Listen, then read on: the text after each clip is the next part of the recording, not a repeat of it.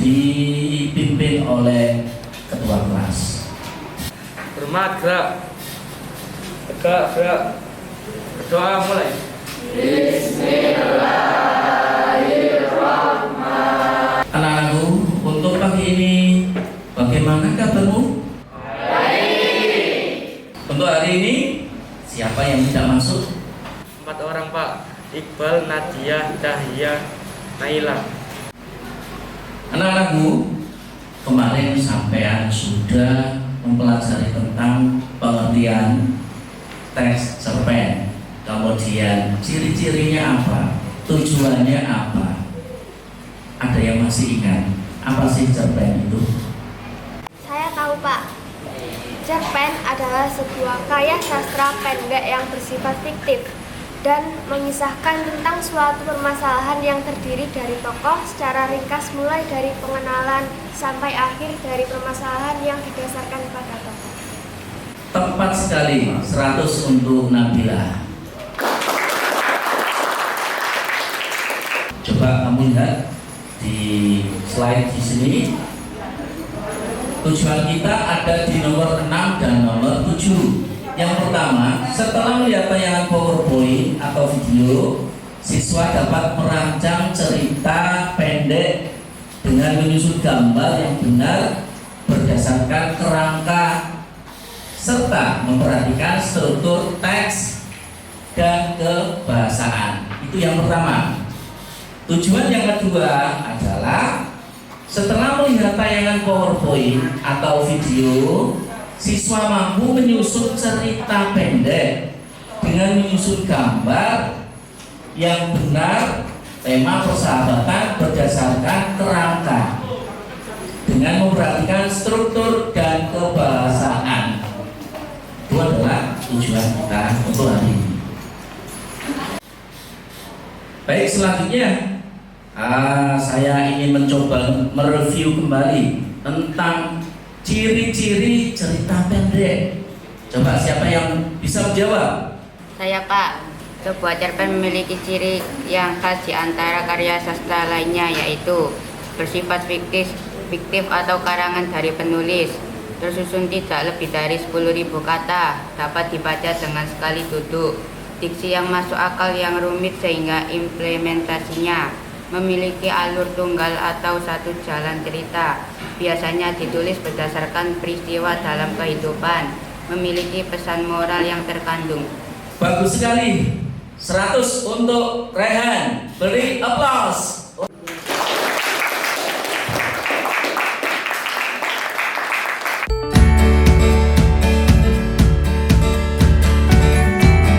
Anak-anakku, sebelum kita menulis sebuah cerpen, marilah kita menyimak video yang akan saya tampilkan. Video ini nanti akan mencakup dari materi-materi yang akan kita pelajari. Baik, kita simak video berikut ini.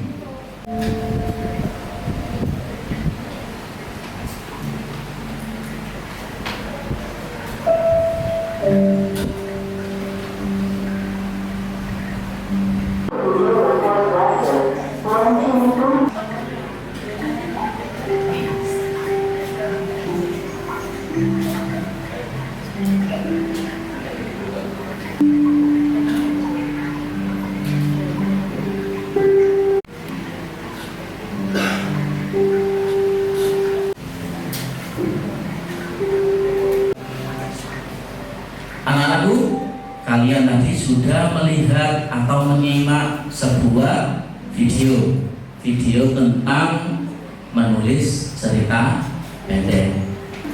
Ini menulis cerita pendek. Kalian tadi sudah menjawab tentang apa sih cerpen tadi? Nah, sudah menjawab. Dari ciri-cirinya juga sangat banyak sekali. Ya. Nah, ini untuk pengertian dari cerpen tadi. Sekarang kita akan mempelajari tentang unsur-unsur pembangun teks cerpen. Coba kalian kemarin sudah membaca tentang unsur-unsur pembangun teks cerpen ini. Tentunya sampean masih ingat, ya. Tentunya sampean masih ingat. Coba siapa yang bisa menjawab? Saya Pak. Tema, alur atau plot, pengaturan, tokoh, watak, sudut pandang, dan amanat. Bagus sekali. Dari siapa namanya? Nuril. Beri aplaus untuk Nuril. Unsur dalam cerpen ini ada dua. Yang pertama adalah unsur intrinsik, unsur yang dari dalam. Kemudian unsur yang kedua ekstrinsik, unsur dari luar. Unsur yang pertama adalah adanya tema cerita. Setelah tema ada alur, ya. Ada alur cerita. Alur cerita yang sudah pernah kamu pelajari kemarin ada berapa alur? Saya Pak, alur maju. Saya Pak, alur mundur. Saya Pak, alur campuran. Tepat sekali. Berarti untuk alur cerita ada 3. Ada tokoh dan penokohan, ya. Mungkin ada yang bisa menjawab, apa sih tokoh dan penokohan itu? Ayo, siapa yang bisa jawab? Saya Pak. Tokoh adalah pemeran, sedangkan penokohan adalah sifat. Tepat sekali. Bahwa tokoh adalah si pemeran atau aktor. Penokohan bisa kita bagi menjadi bermacam-macam. Yang pertama adalah pemeran protagonis, yang kedua adalah pemeran antagonis, yang ketiga adalah pemeran apa? Pembantu. Latar. Coba apa sih yang dimaksud dengan latar? Mungkin anak-anak ada yang bisa menjawab. Saya Pak, latar adalah tempat. Bagus sekali untuk Naura. Berarti latar itu adalah tempat terjadinya dari cerita. Nah, di sini ada sudut pandang. Unsur yang selanjutnya adalah sudut pandang. Coba di sini siapa yang bisa menjelaskan apa sih sudut pandang di sini? Saya Pak, sudut pandang merupakan cara pandang penulis menceritakan isi atau kejadian dalam sebuah cerpen. Bagus sekali untuk Kayana.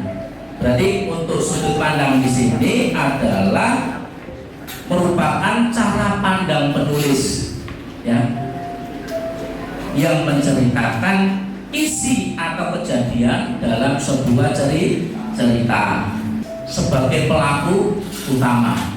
Selanjutnya ada pelaku sampingan.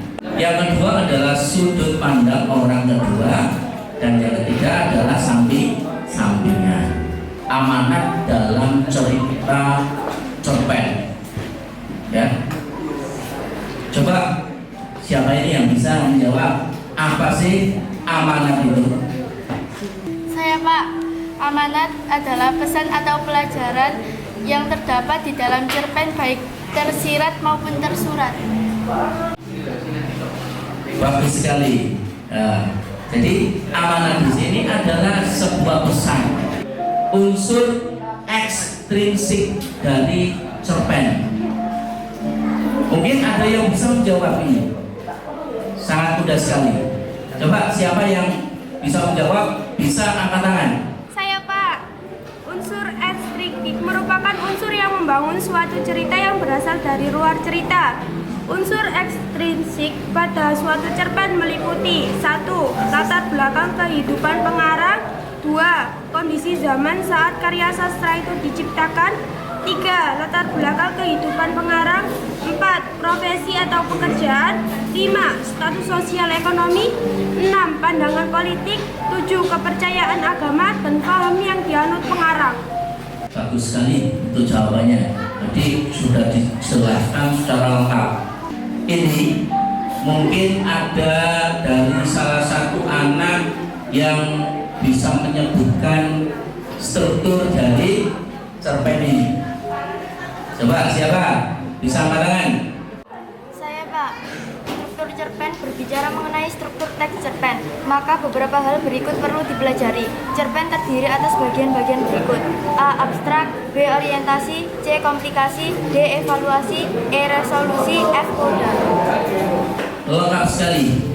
Jadi dari sini, dari struktur cerpen ini, mungkin ada pertanyaan yang belum dipahami. Baik, saya mulai. Semangat pagi.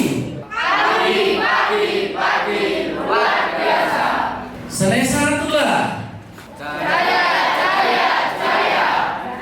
Lamongan. Nah, sekarang sudah fresh kembali. Yang namanya ciri kebahasaan dari cerpen. Sudah bisa menjawab, bisa menerka. Setelah kamu membaca buku paket kamu kemarin, kita mereview kembali apa saja sih ciri kebahasaan dari cerpen. Coba angkat. Saya, Pak. Ciri kebahasaan cerpen: A. Ragam bahasa sehari-hari atau bahasa tidak resmi. B. Kosakata. C. Majas. D. Kalimat deskriptif. Bagus sekali untuk Avias, beri tepuk tangan. Yang pertama ada kata ganti. Kata ganti orang, kata ganti tokoh, ya. Ada dialog pasti diceritain, pasti ada dialog. Di cerita cerpen ini ada majas apa saja yang bisa langsung angkat tangan. Saya, Pak. Ada 4 majas. 1. Majas pertentangan, 2. Majas pertautan, 3. Dan majas perulangan. Bagus sekali untuk Diki. Nah, itu adalah macam-macam majas yang digunakan dalam cerita untuk menyusun cerita pendek. Dari sini ada pertanyaan. Sudah paham semua ya? Mencari gagasan. Percaya diri dengan bahasa kita. Mengawali cerita. Selanjutnya memadukan peristiwa-peristiwa kunci, menentukan ending atau penutupnya bagaimana, mengendalikan cerita di sini, kemudian menyunting cerpen yang diendapkan. Terus yang terakhir adalah jangan pernah berhenti untuk menulis. Cara membangun karakter tokoh dalam cerpen. Yang pertama adalah melalui ucapan-ucapan tokoh, pemberian nama.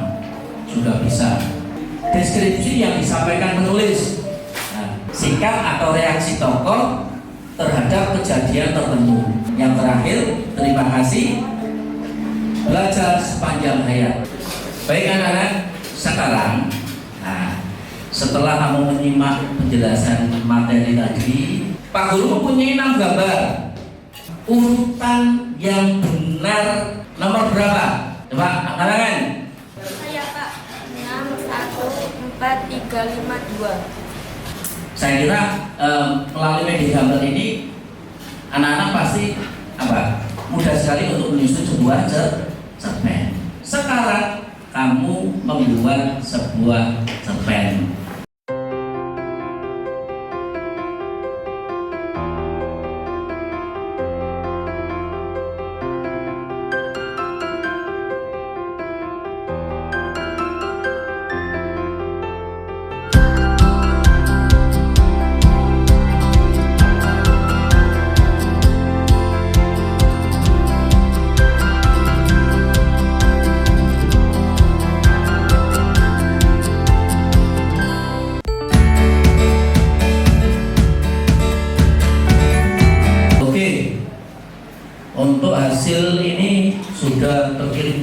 Alhamdulillah. Setelah kamu belajar pada pagi hari ini sampai siang hari ini, apa yang kamu dapatkan dari materi tersebut? Saya Pak, saya bisa dengan mudah menyusun cerpen dengan media gambar. Pak, dari media gambar tersebut saya lebih mudah dan lebih mengerti akan cerita cerpen. Bagus sekali. Jadi dari media gambar yang sudah Pak Guru lihatkan tadi, kita bisa menyusun lebih mudah untuk menyusun sebuah cerpen. Kesimpulan pada pelajaran kali ini, kalian sudah yang pertama mengerti pengertian dari cerpen, ciri-ciri dari cerpen, kemudian struktur dari cerpen tersebut, kemudian unsur-unsur pembangun dari cerpen. Mulai dari awal sampai akhir ini, mungkin ada pertanyaan? Untuk hari ini kita tutup dengan doa. Doa akan dipimpin langsung oleh ketua kelas. Pada ketua kelas bisa dipimpin untuk doa. Siap, gerak. Hormat, gerak. Gerak, gerak. Berdoa mulai. Dari Pak Guru, kurang lebihnya Pak Guru mohon maaf. Saya akhiri. Wassalamualaikum warahmatullahi wabarakatuh.